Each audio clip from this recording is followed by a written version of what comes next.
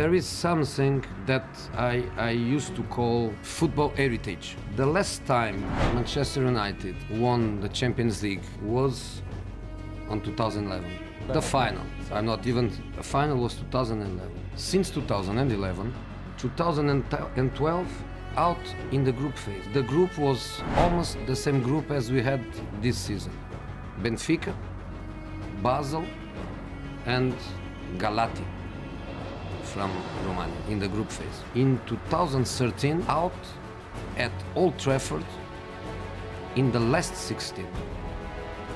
I was in the other bench. In 2014, out in the quarterfinal.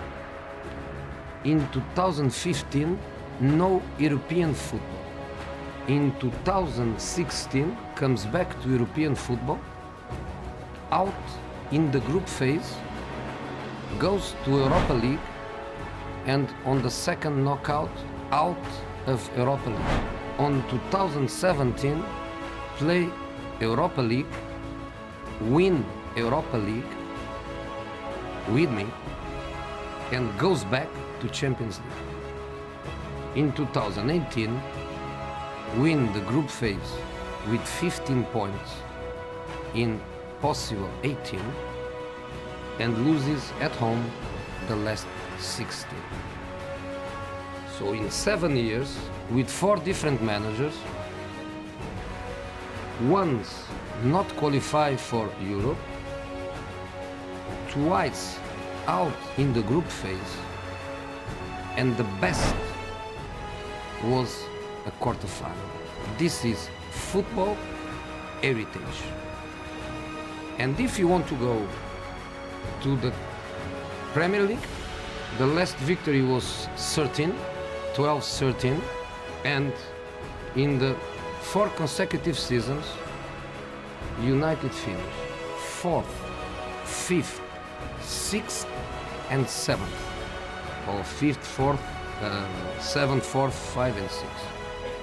So, in the last 4 years, the best was 4th. This is football heritage. Means that when you start the process, you are here, you are there, or you are there, is heritage.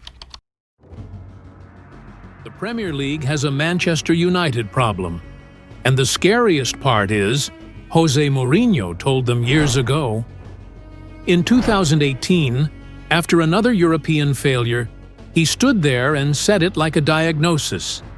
This is football heritage. People heard excuses. What he was really doing was leaving a warning label on the club. Because when Mourinho talks about heritage, he's not talking about trophies in a museum. He's talking about habits. In Europe, bounce out of groups, bounce out in the last 16, repeat. In the league, 4th, 5th, 6th, 7th. A club that used to expect titles, learning to accept damage limitation. And that's the part Mourinho was measuring. 2011 was the last time United even reached a Champions League final. Then came group stage exits, last 16 exits, seasons with no European football at all. Not because the badge got smaller, but because the standards inside the building did. Fast forward to January 2026. United sack Ruben Amorim on January 5th. Another reset, another rebuild, another manager blamed. And then, here comes the twist. They call Michael Carrick back. Within days, United beat Manchester City 2-0.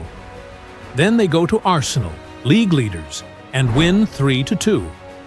Suddenly, the same fans who were screaming, "Burn it down," are asking the most dangerous question in football. Was it really just the manager? And that's exactly the trap Mourinho was talking about. Because Mourinho wasn't saying he was perfect. He was saying the club was structurally broken. Recruitment without a plan. Power without accountability. A squad built for 3 different managers at the same time. He didn't call it tactics. He called it heritage. Now rewind to 2016. Mourinho arrives at Old Trafford as the repairman. Serial winner. Champions League pedigree. The special one. And at first, it works. League Cup. Europa League. Community Shield. Trophies on the table. Noise in the stadium. Belief back in the fans. But underneath the silverware, the league reality was brutal. In 2017-18, Mourinho finishes second on 81 points and still ends up 19 points behind Guardiola's City. And he says the line that made him a meme: "Second place was one of my greatest achievements."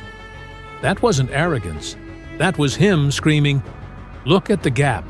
Look at what I'm competing with. Look at what I inherited." Then the fire starts. Mourinho versus Pogba. Dressing room factions, training ground politics, press conferences that feel like courtroom testimonies, and transfers. This is where United's story gets ugly.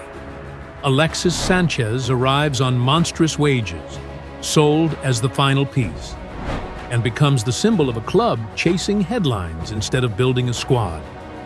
The center-back situation turns into a soap opera.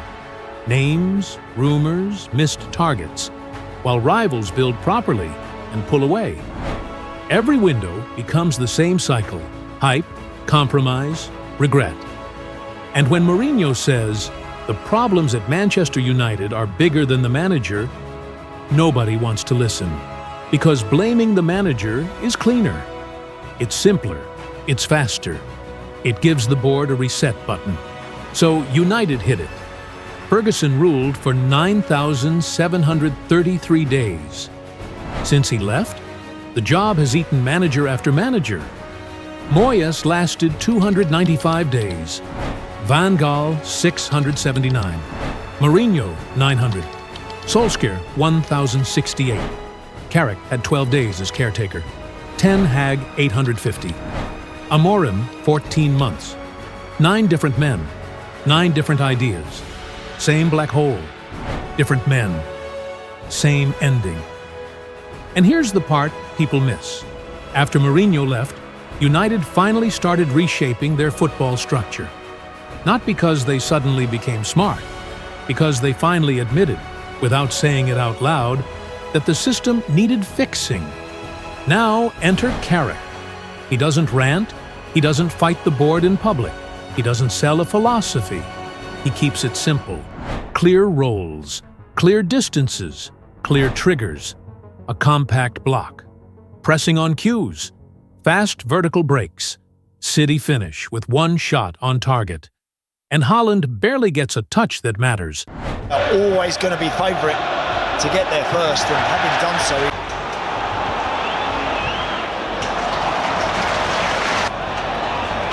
Referee about to wait to see if there's an advantage here for City. And mistake, Semenyo, now Erling Haaland! And it's Lisandro Martinez sliding into... That's not vibes, that's control. Carrick didn't beat City by out-citying City. United had barely a third of the ball, and still looked more dangerous. That's a plan, and that should scare the league. And that's why this story is so uncomfortable. Carrick's bounce doesn't disprove Mourinho. It actually supports him. Because when you remove chaos, the quality rises. When you give players clarity, they play with freedom. And when you stop pretending one man can fix a decade of dysfunction, the club finally breathes. Here's the warning. Again, if United turn Carrick into the next savior, without fixing the foundations, then in 12 months, 18 months, 2 years, we'll be right back here. Another manager, another purge, another rebuild, another apology. Mourinho called it football heritage. And in 2026, it doesn't sound like bitterness. It sounds like a blueprint of everything that keeps happening. Because the truth is simple. Manchester United didn't just ignore Mourinho. They proved him right.